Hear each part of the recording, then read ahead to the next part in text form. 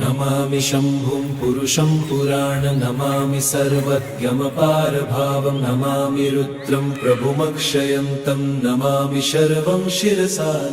नमामि देवं परमव्ययम् उमापतिं लोकगुरुं नमामि दारिद्र्यविदारणं नमामि रोगापहरणं नमामि कल्याणमचिन्त्यरूपं नमामि विश्वोत्थबीजरूपं नमामि विश्वस्थितिकारणं नमामि संहारकरं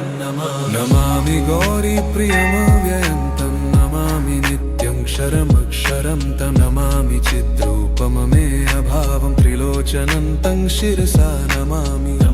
कारुण्यकरं भवस्य भयङ्करं वापि सदा नमामि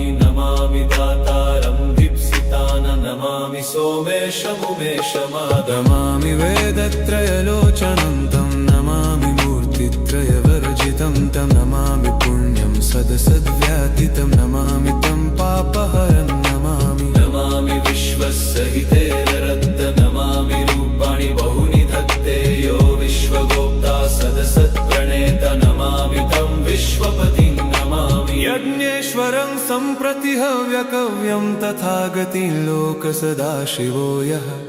आराधितो यश्च ददाति सर्वा नमामि